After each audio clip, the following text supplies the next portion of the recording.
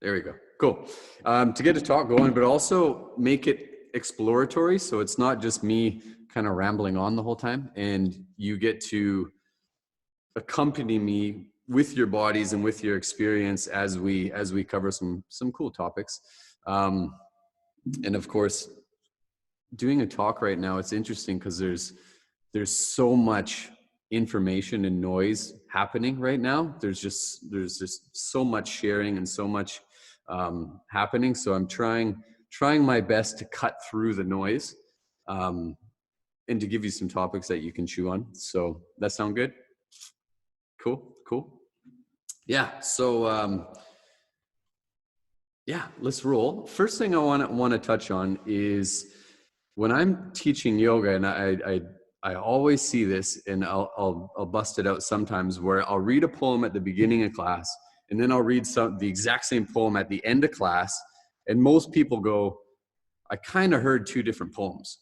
And what that is actually our ability to listen, our skill of listening. So a question for you all, as I'll get into this first poem, is to get curious about what is your way of listening. How do you uniquely listen? And some of the ways I know that I listen is I anticipate what's going to be said. I start like getting into like critique mode and go like, okay, how can I rebuttal that? And how can I do this? And how can I break it down and figure this out? So an interesting thing is, as you're listening, you can make the listening a bit of a meditation for yourself and get curious of what is my unique way of listening. And it can always be different, of course. Sometimes when I'm tired, I listen different. When I have energy, I'm a different listener. So something to ponder as we go through this is to get curious of when your mind wanders, what really draws you in and excites you, and just get curious and play with that. Yeah, cool. We'll communicate like this because I can. That's all I get from you. Awesome. Okay, I will start with somewhat of a poem, more of a reading, and pretty potent. And this is the one that I labeled this talk from, this kind of staying afloat in the waters of change, in the rivers of change. So this is a reading from attributed to an unnamed Hopi elder from Arizona, and this is about 10 years back, I believe. So a cool little bit of poem to chew on. So here it is. So again, practicing that getting curious about your way of listening. So you have been telling the people that this is the 11th hour. Now you must go back and tell the people that this is the hour. And there are things to be considered. Where are you living? What are you doing? What are your relationships? Are you in the right relation? Where is your water? Know your garden. It is time to speak your truth. Create your community. Be good to each other, and to not look outside yourself for the leader. Then he clasped his hands together, smiled, and said, "This could be a good time." There is a river flowing now very fast. It is so great and swift that there are those who will be afraid. They will try to hold on to the shore. They will feel they are being torn apart and will suffer greatly. Know the river has its destination. The elders say we must let go of the shore, push off into the middle of the river, keep our eyes open and our heads above water. And I say, see who is in there with you and celebrate.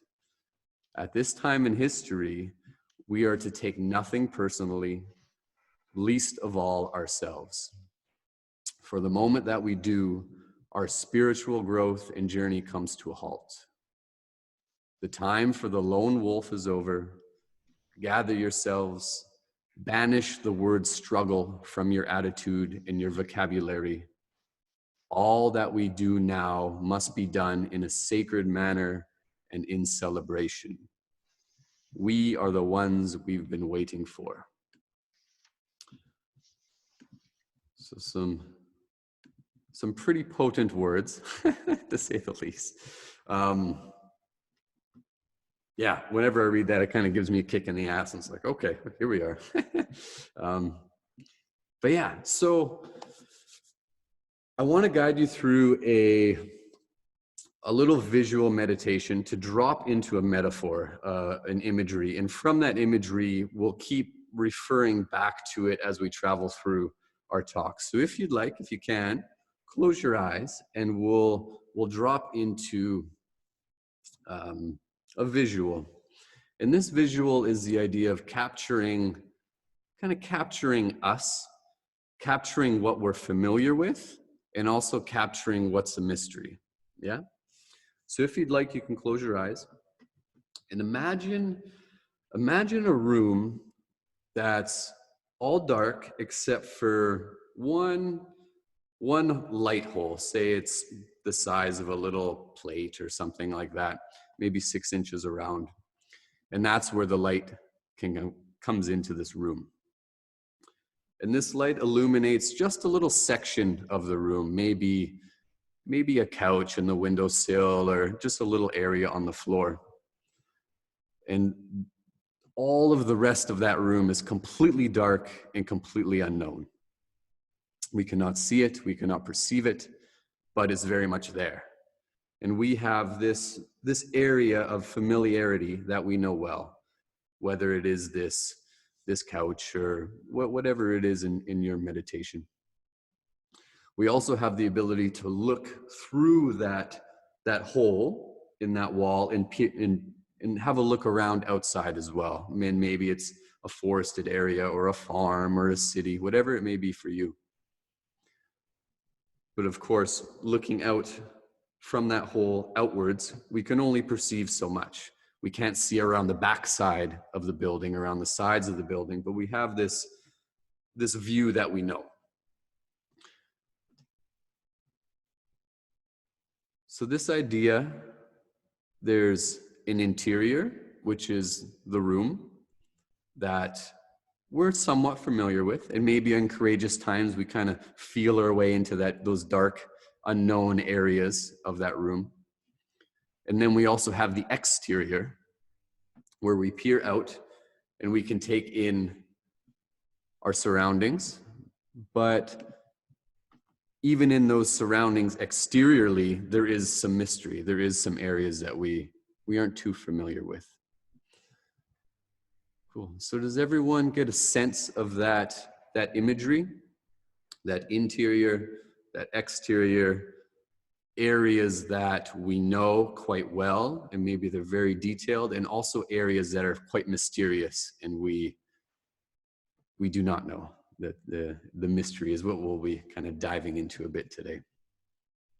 Cool.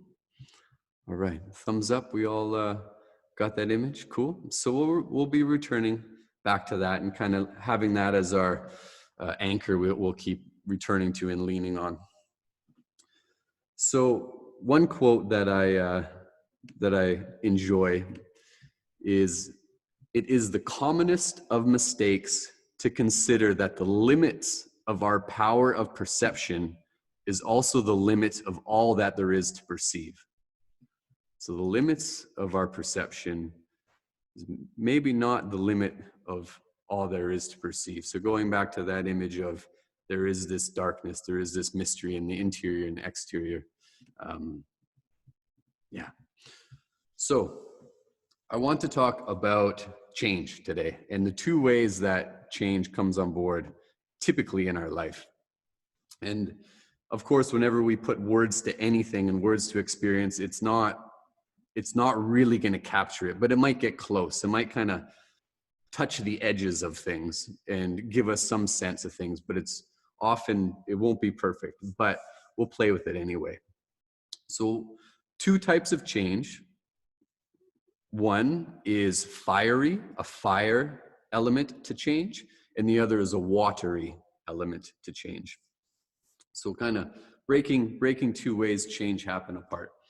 So I'll talk about the fiery first. Fiery change, you can think of using the image of, if you've ever seen people walk across the hot coals. I don't know if anyone here's done it, where the coals are on the ground and you have to walk across. And there's an experience in that that's up to you. You need to bring the power to the moment and get across those coals. Yeah. So that's kind of the metaphor of it. And how that looks in everyday life is, say, so you want to be a doctor. Okay, there's a test. Do you have what it takes to pass that test? So you want to run a marathon. Okay, you know what the goal is. Can you do what it takes to get to that outcome? Right? So the fiery change is often, more or less what's expected of you, and it's up to you to show up, to do the work, to get that determination, to get that zest and that power, and go for it, right?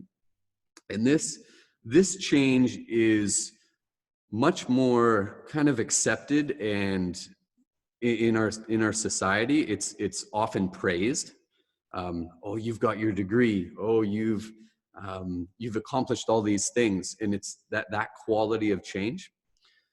So we'll flip to the watery type of change. So, and water is a very interesting thing, where it's water doesn't really have too many inherent qualities of its own.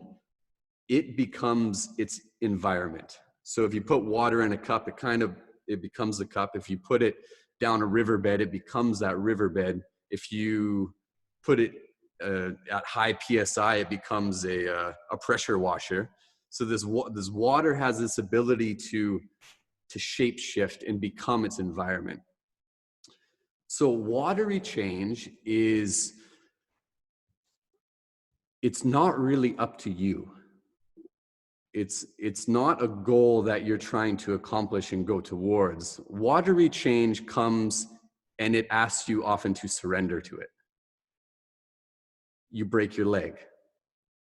That's watery change, where you didn't set a goal to break your leg. It wasn't a task that you wanted to accomplish. It came, the rug got pulled out from under you, and now you have to dance with that circumstance. The loss of someone in your life, that can be watery change too, where all of a sudden something happens, and now what? And it can be a quite potent change. So those would be a couple examples. Watery change often gets this bad rap, because it most definitely is death, it's injury, but it can also be things like, if you're, say, for example, you're in a deep meditation and all of a sudden some new insight comes and shakes up your core of how you see the world, and you're kind of unstable from it. And it may not be a negative thing. It may be a beautiful thing that comes forth, but it's still it can be very, can be wobbly, let's call it. You lose your footing a little bit. Someone may come into your life and give some ideas and some new ways of thinking about the world, and all of a sudden your legs are a little bit wobbly again. That can be a watery type of change too. A beautiful metaphor, of course, of that type of change is a storm, the hurricane that comes. And there's not too much you can do. You can put your plywood on the windows and stuff, but more of it is, you have to surrender to the storm. You're not going to stop it and push it away. You have to surrender and let it happen, which is very much different from that fiery change of, I want to accomplish the marathon. I want to make $100,000. I want to, the goal oriented, you need to show up and do the work. The watery change, something's coming and you need to surrender to it. So does everyone get the kind of the difference, the taste of those two different things? Yeah? Cool. So this experience that we're in, talking about the elephant in the room, of course, it's interesting how I've been seeing it, depending on who you are and where you're at in your life and what your occupation and stuff. Both of those opportunities of change are showing up. So say if you're a brand new nurse and you're in your first months of being a nurse, this might be a fiery opportunity to earn your stripes and to join the troops. Do you have what it takes to be in the hospital and to show up and to put in your work and earn your badge in a way?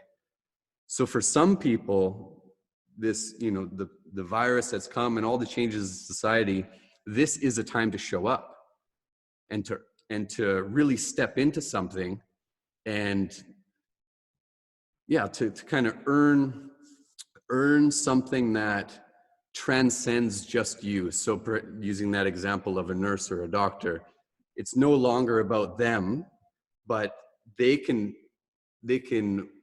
through that challenge earn their way into a greater community where they can join the community of nurses who've gone through a wild time in a hospital. They can earn that badge, so to speak. So there's some people who this change that's coming, it's more on that fiery quality. For most of us, I think, it's this watery quality where all of a sudden this change is here. It's pulled the carpet out from underneath our legs.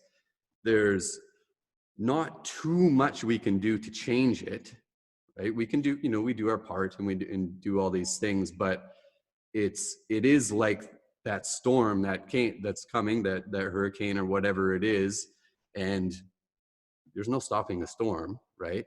And that can be hard, that watery type of change, because it is the quality of surrender and kind of letting go and embracing change. Often the quality or that I've experienced through this watery change is it's a simplifier of things. All the excess things that I grip onto on my life kind of get pulled out from my hands and I'm left in a more simpler way, which simple is not always easy. People talk about, live a simple life. It's not always that easy, but so it's this time that we're in, that we're dancing with, and this watery change has showed up, and it sometimes demands quite a bit from us, and it challenges us in certain ways and nudges us in certain ways. So everyone, again, get the sense, those difference between the fire and the water. Yeah? Cool.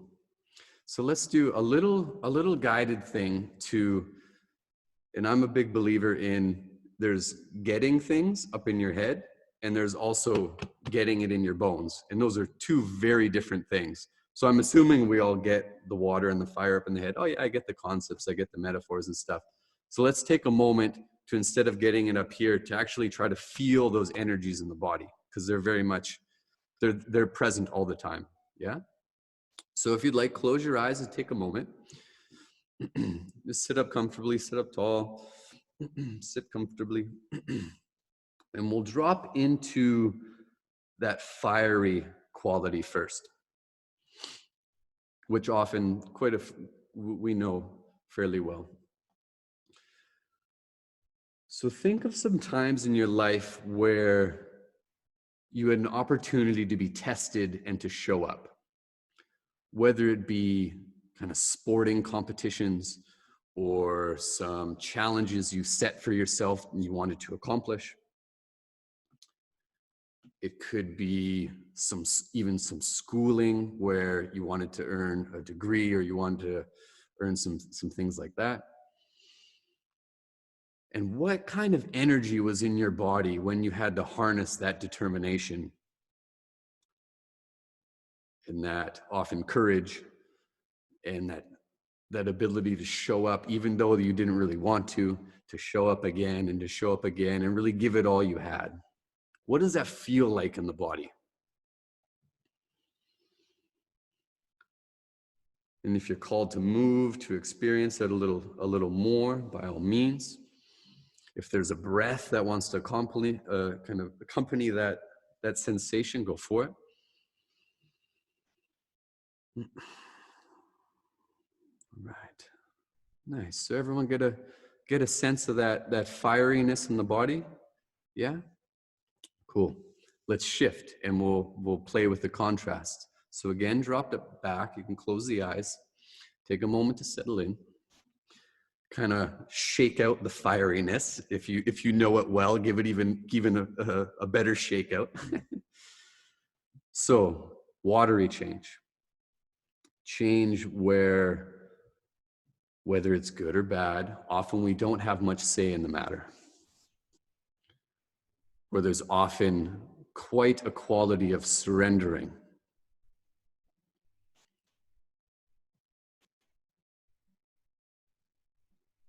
Often it's something that's established, that we're holding on to, that we know quite well, and it's well built and it's familiar, often gets dissolved. It can be this place of not really knowing what's up, what's down, what's left, what's right, a little disorienting. It could be moments of insight in meditations where it kind of shakes up the core of how we see the world. It can be moments of loss.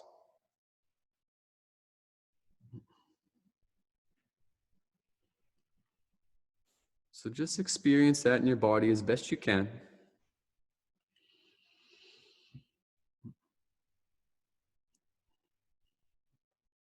Okay.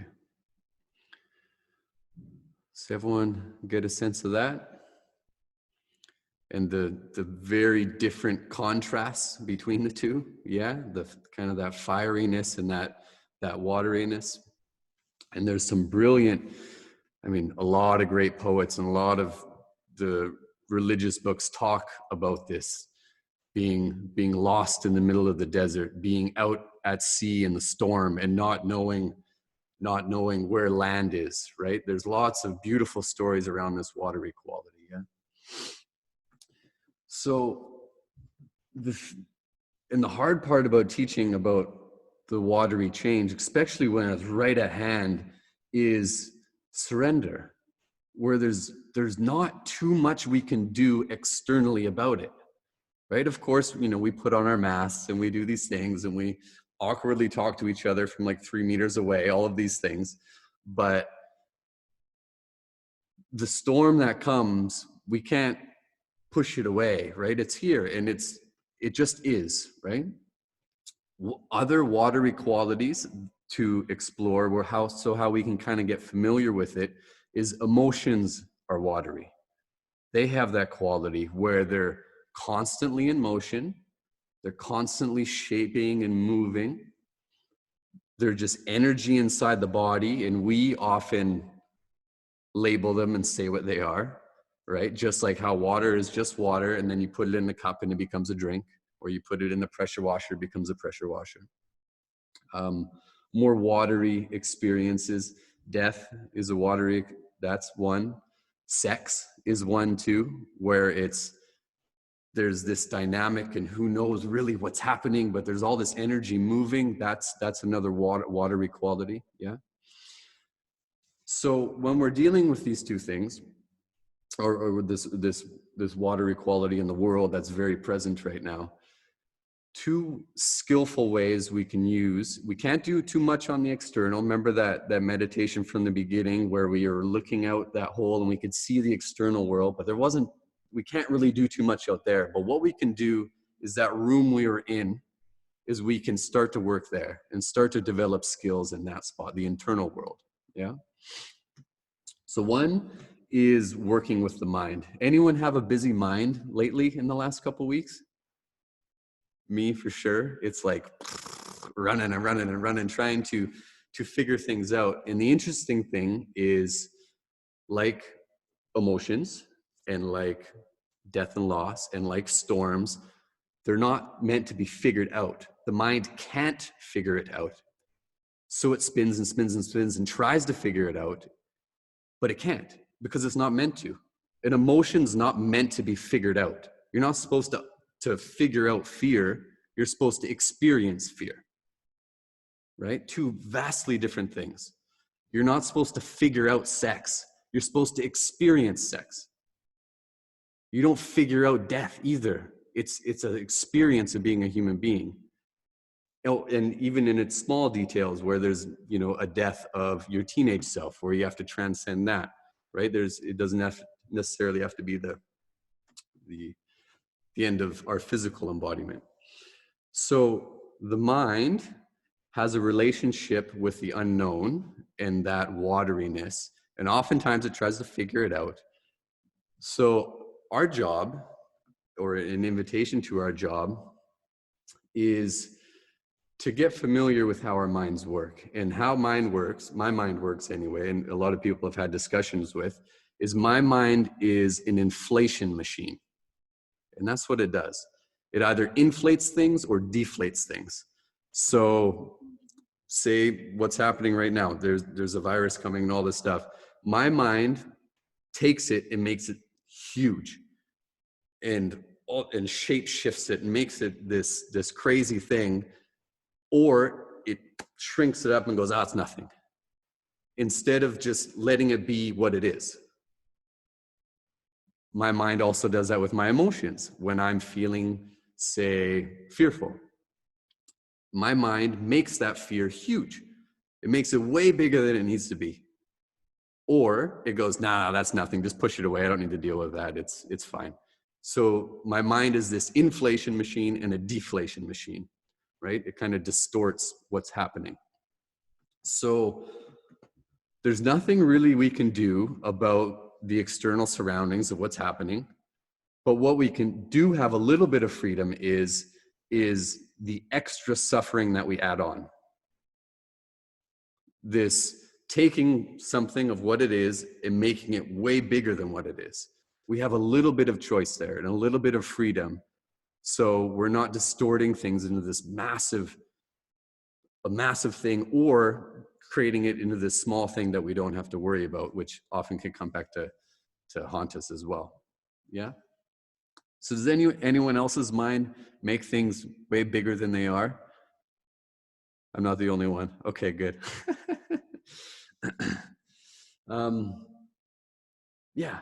So let's do another little guided experience of dropping in and just tapping into that quality of the mind. So again, just sit, take a breath, close the eyes. So travel back to a time where something in your life that was maybe a little bit out of your control, when your mind made that event 10 times bigger than what it is. And the mind would spin and spin and spin and weave these wild stories about what just simply was happening. Often a lot of assuming happens, or a lot of expectations happen. And what does that feel like inside the body when the mind is trying to figure things out that maybe can't be figured out?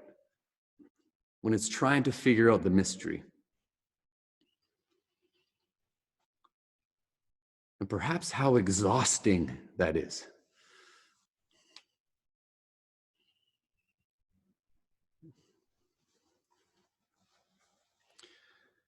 And then see if you can shift and touch into the contrast of just letting things be. Letting things be the size that they are, not making them bigger or smaller, or having to get too involved with them. Not expecting anything out of situations, not anticipating things, but just letting things be. Not even labeling things good or bad or right and wrong. I want this, I don't want that, but just letting things be.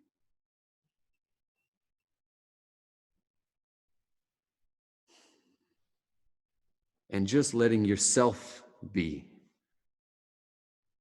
not placing extra expectations on yourself and anticipating how you should show up in the world, but just letting yourself be. That compassionate approach to the world around us, to the world within us. And what does that feel like?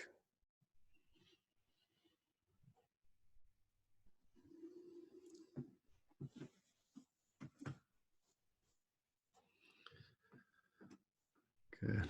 So a little shakeout if you want, coming back to your practice of listening.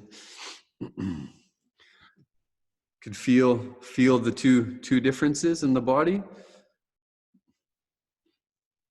Cool. Good. I like this thumb. It's a new language. Yeah. So we're dancing with the mystery of things. Well, Amber's got like thumbs up down there too. Yeah, we're dancing with the mystery. Often the mind tries to figure it out. Mysteries often we're not able to figure them out. Maybe we're able to figure them out 10 years later, looking back. But when we're in it, we're really just to dance with them, to wrestle with them, to be with them, to experience them. When the mind tries to figure it out, the mind can get real busy, that's for sure. And you don't sleep and all these different things. So another thing, again, this idea, we can't have too much control of the external world, but we can play with the inner world and play with how we react and relate to it. So another one is emotions, because they're definitely of that watery quality. They're always moving and shifting.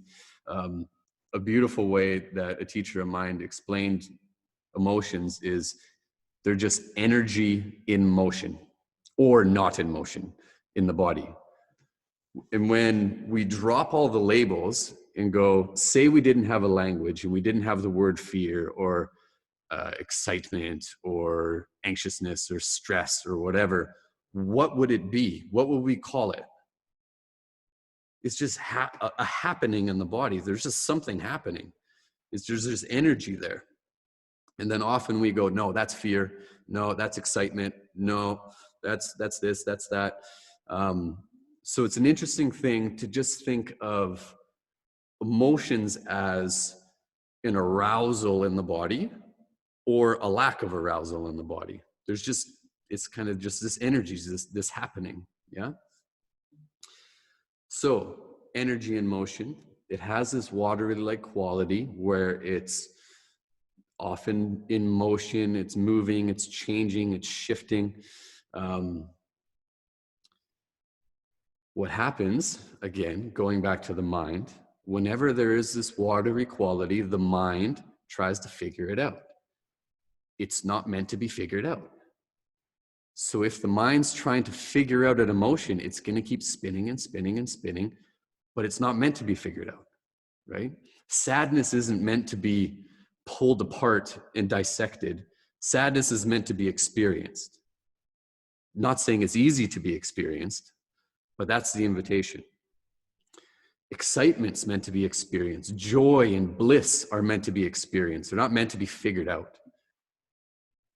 So again, we have to watch when the mind tries to take over and figure out the energy and the happening inside the body. So again, I invite you to close the eyes and we'll play with this energy in motion or in not motion, of course.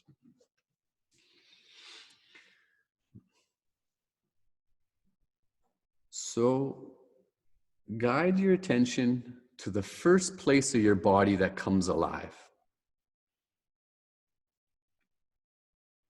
Whatever that place might be, no wrong place.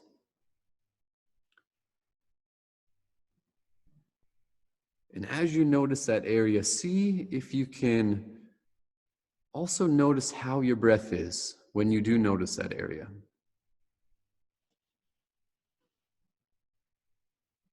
Now, is that area big or small? Is it on the outside layer of the body, or is it deep in the inner layer of the body?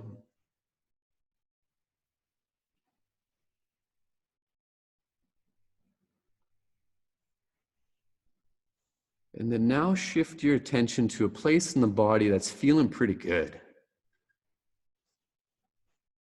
And where's that area? And does that area kind of have an energy to it that you can tap into and begin to feel? And again, not trying to figure out anything, but just simply trying to feel and experience the body.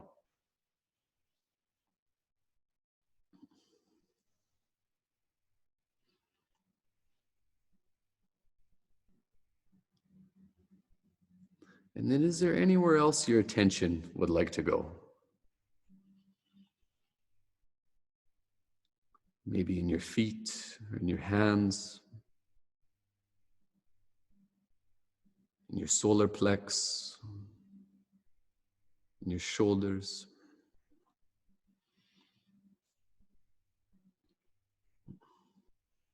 And then see if you can invite this experience of the energy of the body to allow you to move however you'd like. It could just be little side to side movements or moving your head, but giving, it's almost like the idea is you're giving that energy some space to play in, some space to explore and to move. And it may just be with the breath, these in and these out with the air.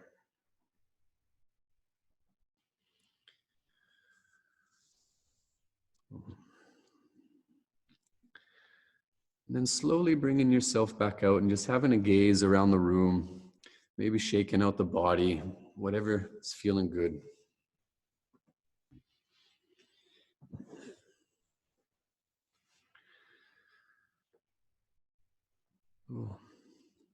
So like anything that we do, there's skills and capabilities that we can develop. And the ability to just be with the energy of the body is a skill, and it's a capability that often we lose, where it's not really applauded upon this day and age to just kind of sit and wiggle around and feel your body. You know, if you're doing that at the park, it's not like, oh, good job, man, yeah, well done. It's kind of a funny thing, but that is the skill of navigating these waters. Because what happens when something from the external world comes in and shakes us up? What is it shaking? It's shaking this internal experience that we're having of life. And if we don't know how to swim in these waters, we might be in a little bit of trouble, right? And we're kind of scrambling to find our footing, yeah? So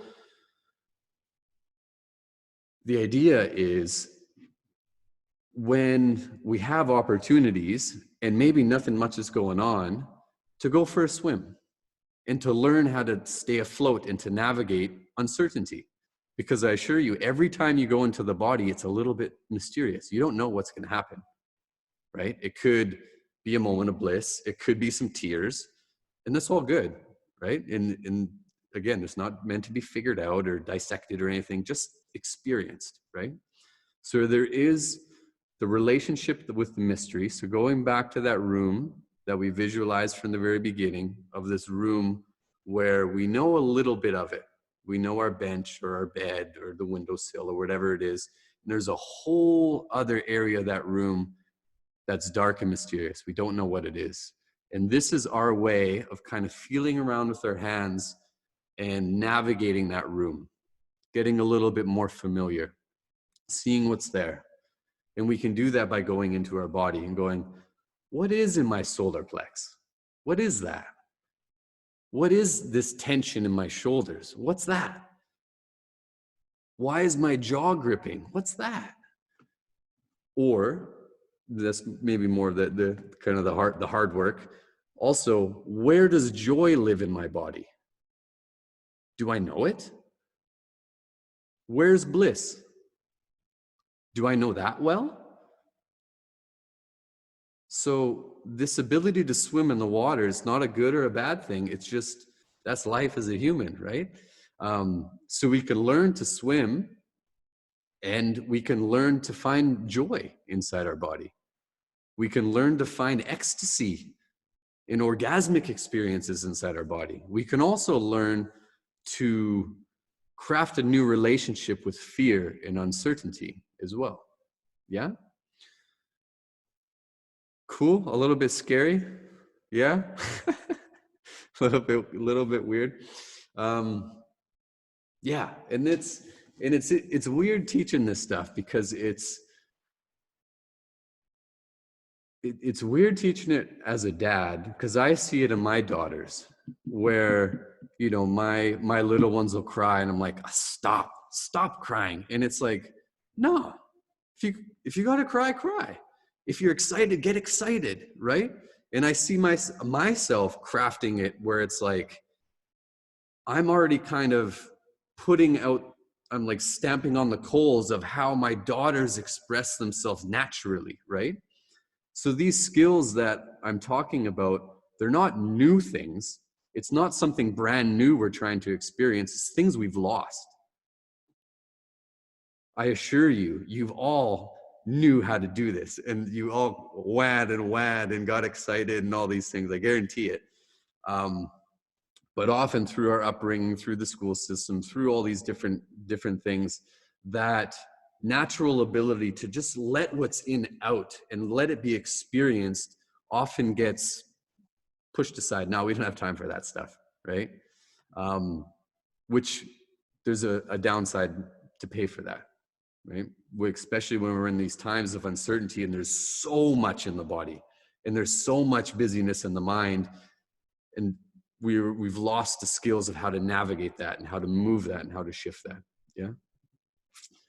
Cool. So I look forward to seeing you all in the park, just kind of wiggling and crying and doing all these things and being in joy.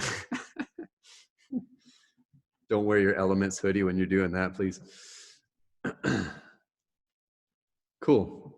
So the overarching theme of the talk is, how do we stay afloat in these rivers of change?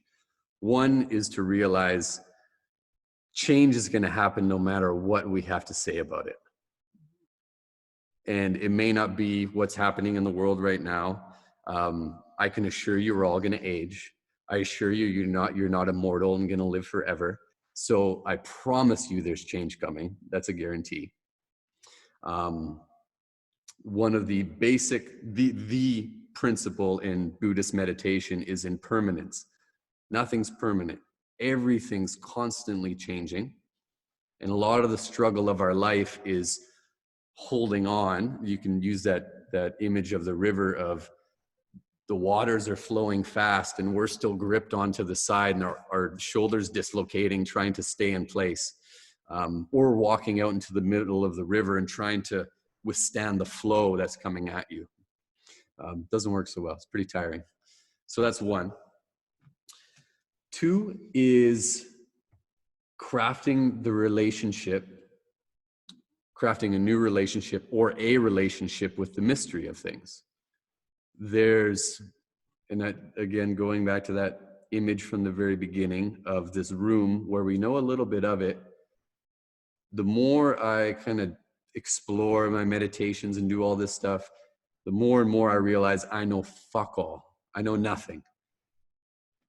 The unknown is huge, and it's a little bit overwhelming, right? I don't even know what my next breath will feel like. I don't know what the words will be coming out of my mouth in a minute. I don't know. So really the unknown is vast, but if we can learn to craft a relationship with it so that the unknown, it doesn't become known, but it can become an ally, so to speak, right? And all the great religions, a lot of the native teachings are, the loved ones who have passed, where are they? They're in the unknown. Do you have a relationship with them still? Are you still in communion with them? And that is a way of relating to the unknown, right? Everyone has their theories of where they go and stuff, but really We don't know.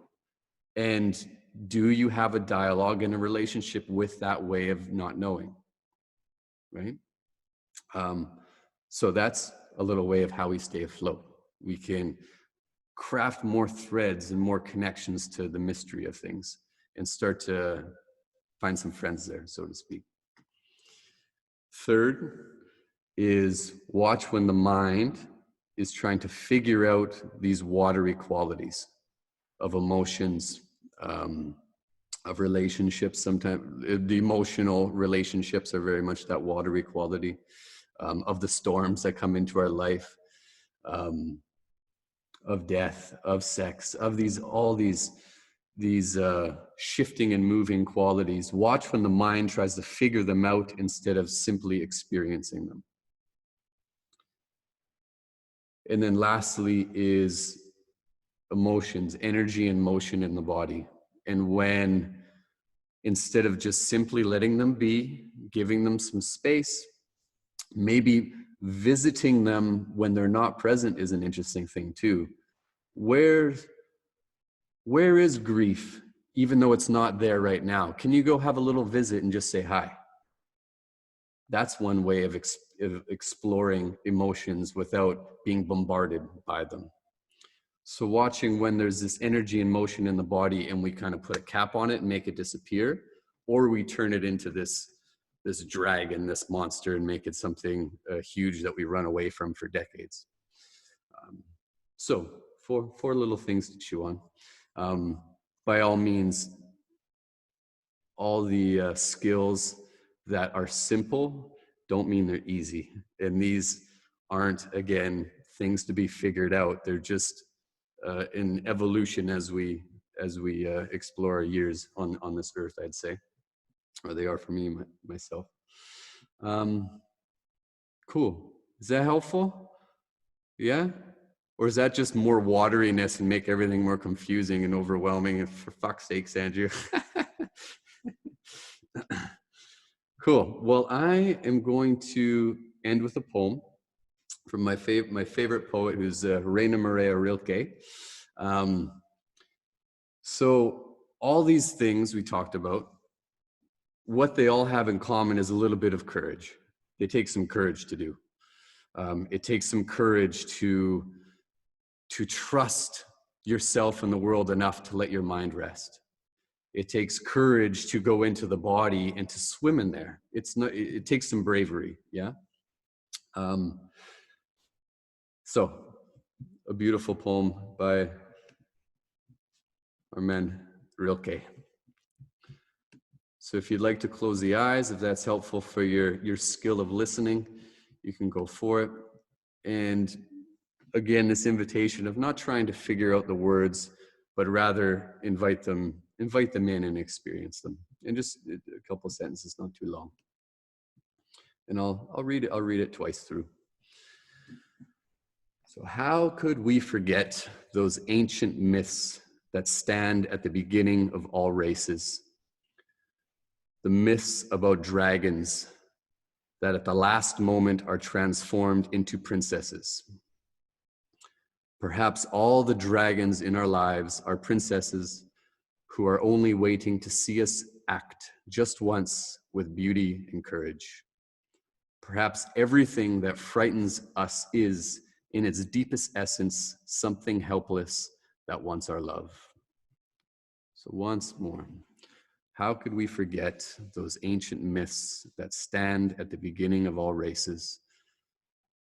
The myths about dragons that at the last moment are transformed into princesses. Perhaps all the dragons in our lives are princesses who are only waiting to see us act just once with beauty and with courage. Perhaps everything that frightens us is, in its deepest essence, something helpless that wants our love. So that's Rainer Maria Rilke, beautiful German poet. Cool. Good? All right.